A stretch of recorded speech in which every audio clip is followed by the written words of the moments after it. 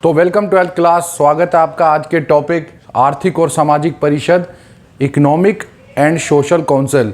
12th class इस पूरे video में जितने ज़्यादा ऑर्गन हम कर सकते हैं इसके बाद भी वो भी कोशिश करेंगे कि हम कर लें, क्योंकि जितना जल्दी हो सके सिलेबस को निपटाना। तो जल्दी से स्टार्ट करते हैं आज का वीडियो और आज का टॉपिक। मैं हूँ विक्रांत, आप देख रहे हैं पॉलिटिकल साइंस 90+ मार्क्स।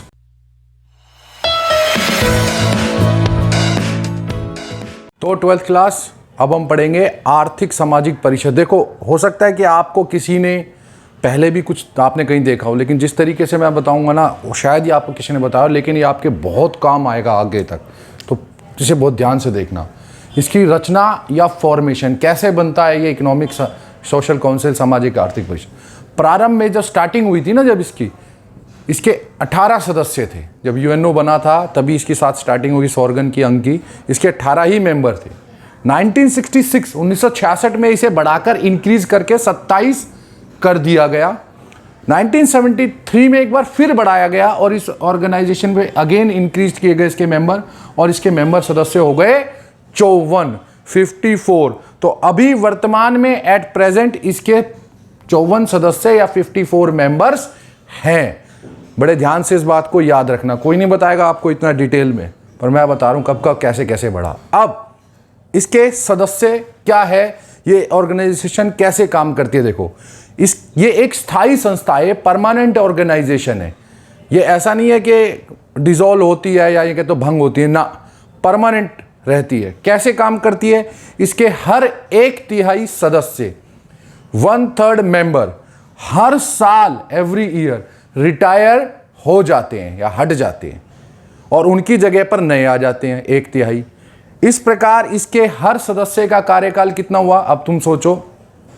1/3 का मतलब है हर 3 साल के बाद दूसरे आते रहते हैं। मतलब कि ये एक प्रोसीजर है, हर साल बदलते रहते हैं, नए आते रहते हैं। तो इसके एक सदस्य का कार्यकाल टेन्योर होता है 3 साल। समझ में आ गई होगी बात। हर 1/3 के हिसाब से हर 3 साल में ये पूरी नहीं हो जाती है। तो इस प्रकार ये लगातार बदलते रहते हैं, नए आते रहते हैं, पुराने हटते रहते हैं, और एक सदस्य का या मेंबर का कार्यकाल हो जाता है 3 साल। लेकिन एक बात इसमें इंपॉर्टेंट है जो यहां लिख नहीं पाया हूं, वो तुम्हें बता दूं। आप फिर से इलेक्ट या चुने जा सकते हैं, इलेक्ट हो सकते हैं। मतलब यदि आपने एक जैसी कार्यकाल खत्म हुआ एक सदस्य का, तो आप दोबारा से भी इसके मेंबर बन सकते हैं नए सिरे से। ये नहीं है कि एक बार कार्यकाल खत्म हुआ तो आपको कुछ समय के लिए हटाया जाएगा, नहीं।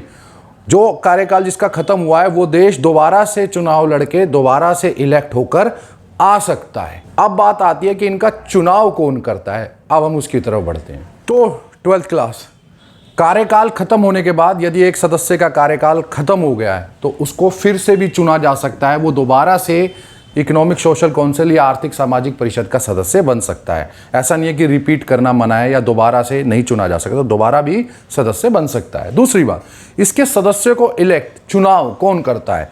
महासभा और सुरक्षा परिषद, जनरल असेंबली और सिक्योरिटी काउंसिल मिलकर जॉइंटली इसके सदस्यों या यूं कह लो मेंबर्स का चुनाव करते हैं। अब बढ़ते हैं आगे।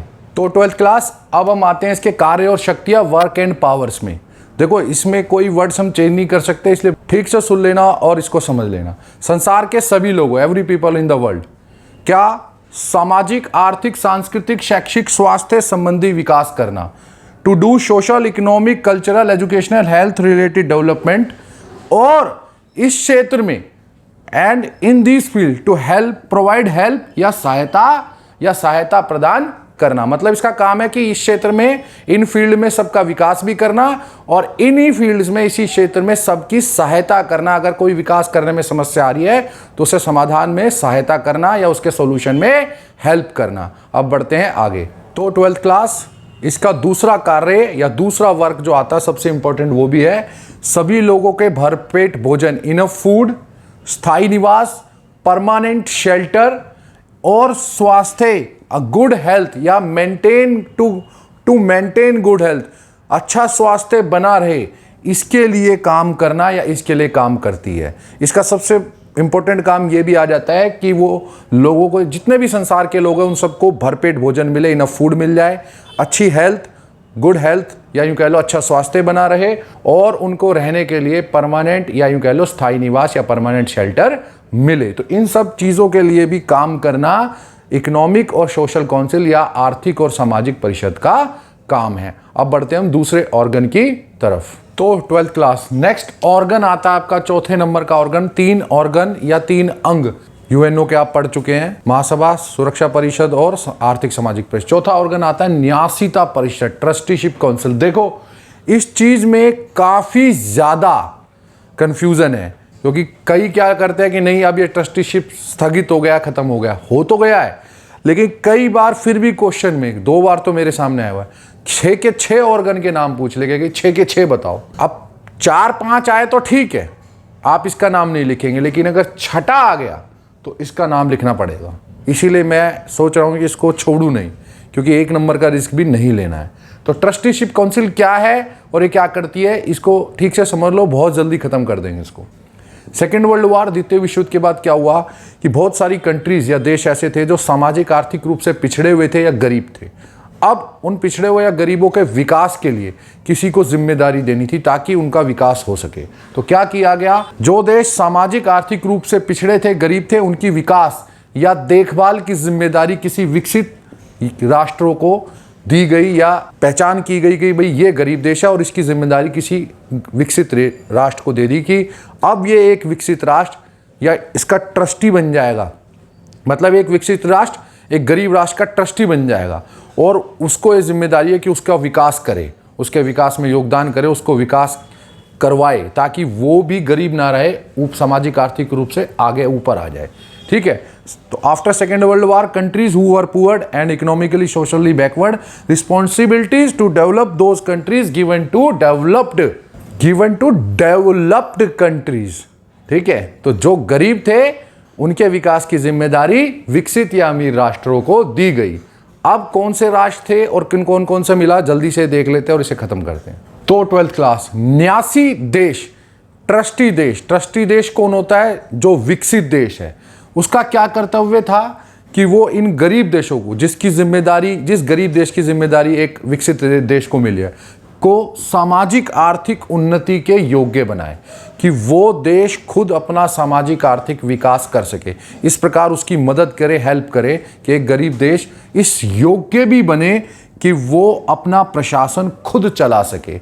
जिस गरीब देश के पास इतनी क्षमता या कैपेबिलिटी नहीं है कि वो अपना प्रशासन खुद चला सके, एडमिनिस्ट्रेशन को खुद चला सके और वो अपना सामाजिक आर्थिक विकास खुद कर सके या सोशल इकोनॉमिक डेवलपमेंट खुद कर सके, तो ऐसे में एक ट्रस्टी उसके लिए बना दिया गया, एक विकसित देश जो उसको इस योग्य बनाएगा, कैपेबल बनाएगा कि वो सामाजिक आर्थिक विकास भी कर सके और एडमिनिस्ट्रेशन या प्रशासन भी खुद चला सके। अब देखते हैं लास्ट वो कौन सा देश था, ट्रस्टी कौन था और उसे कब समाप्त हुआ ये। तो 12th क्लास, ट्रस्टीशिप काउंसिल में आगे इस प्रणाली सिस्टम में, जो ट्रस्टीशिप काउंसिल का पूरा प्रणाली या सिस्टम था, अंतिम ट्रस्ट क्षेत्र, जो लास्ट एक ट्रस्ट एरिया था, वो था पलाऊ क्षेत्र था। इसके विकास की जिम्मेदारी, इसके डेवलपमेंट की रिस्पॉन्सिबिलिटी अमेरिका को दी गई थी। 1994 में इस क्षेत्र का विकास कार्य या यूं कह लो कि डेवलपमेंट वर्क पूरा हो गया, फिनिश हो गया और नवंबर 1994 में न्यासीता परिषद या ट्रस्टीशिप काउंसिल को स्थगित या समाप्त कर दिया गया या फिनिश कर दिया गया, टर्मिनेट ये कह लो, सस्पेंड कर दिया गया। हालांकि ये अब ऑर्गन में नहीं गिना जाता, मैं फिर से कह रहा हूं, लेकिन अगर आपसे 4 ऑर्गन पूछे जाएं तो इसका नाम मत लिखना, 5 ऑर्गन पूछे जाएं तो भी मत लिखना, लेकिन अगर छठा ऑर्गन पूछा जाए तो ये आएगा। छठे ऑर्गन के लिए इसका नाम जरूर रखना और ये सब भी याद रखना, कुछ नहीं पता कि एक आधे नंबर के लिए किसकी किस्मत कहाँ खराब चलती है। तो ऐसे में इसको जरूर से याद रखना है आपको, क्योंकि इसके ऊपर क्वेश्चन आए भी हुए और आ भी सकता है, ऐसा नहीं कि नहीं आ सकता। अब बढ़ते हैं हम आगे।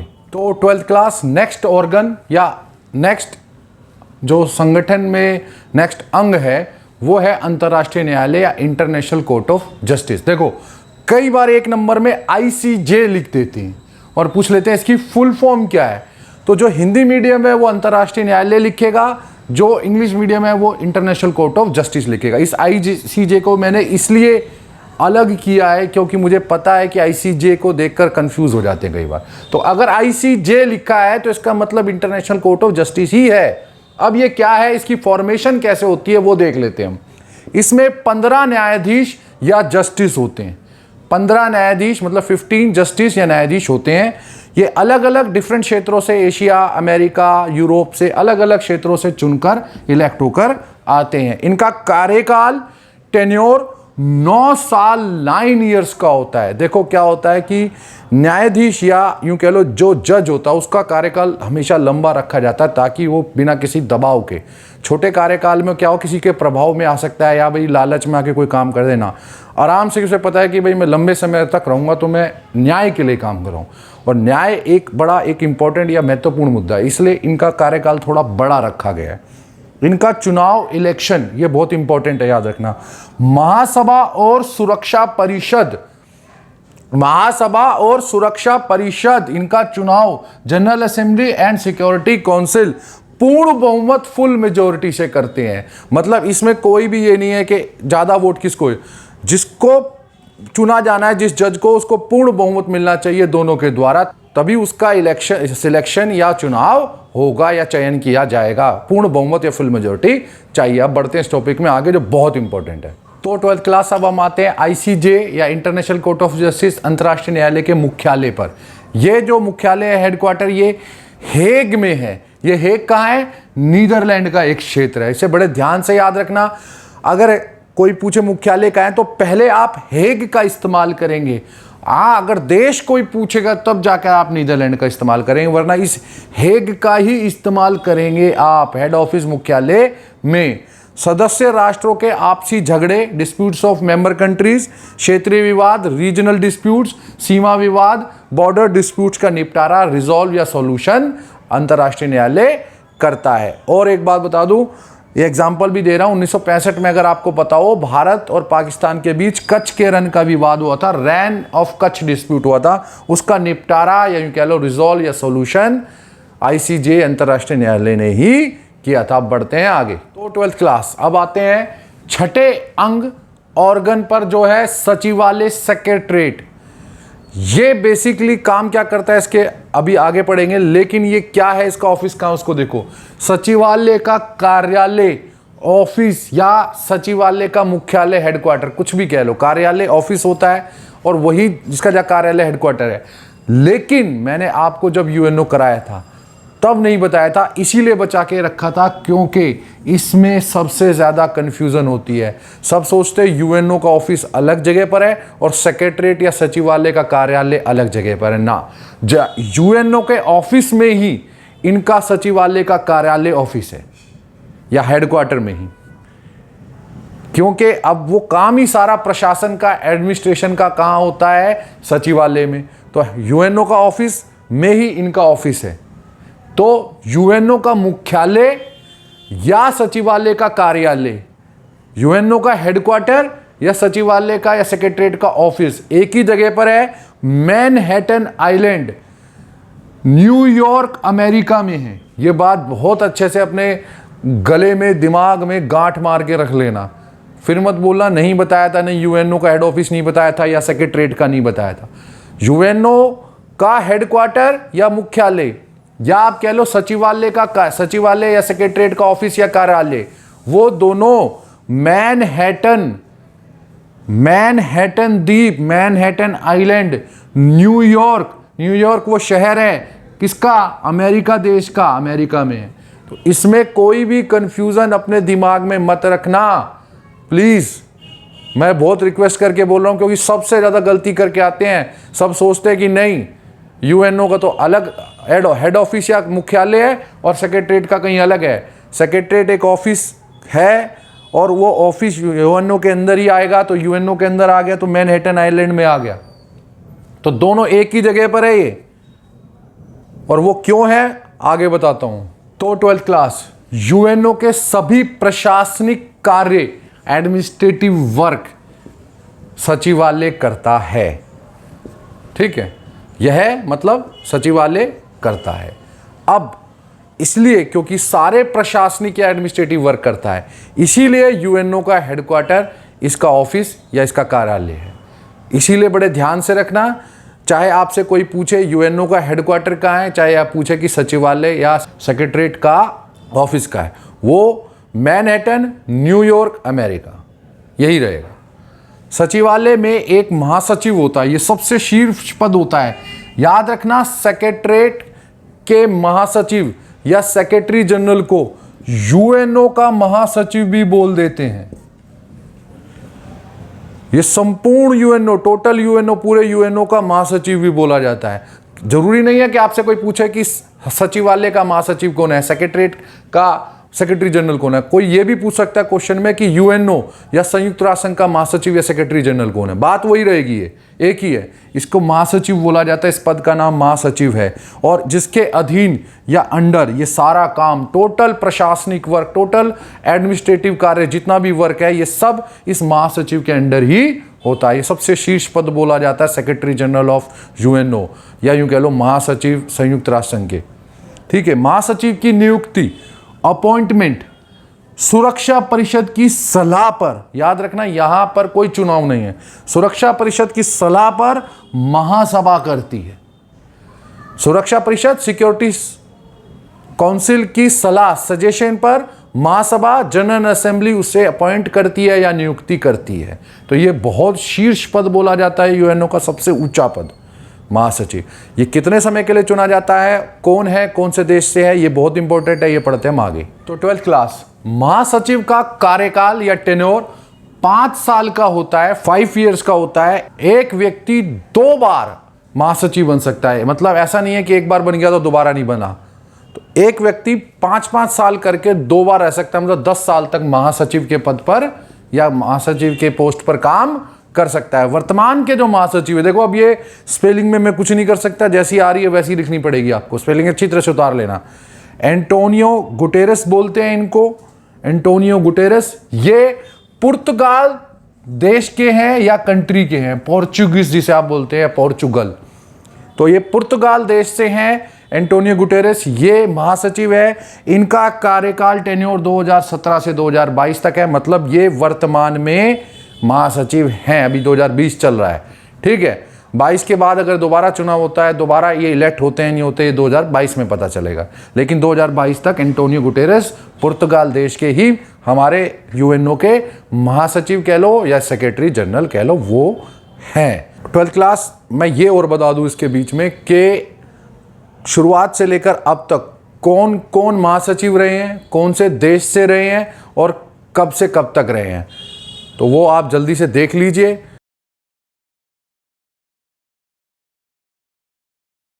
तो 12th क्लास, इसके बाद मैं उम्मीद करता हूं कि आपको ये वीडियो अच्छी लगी होगी।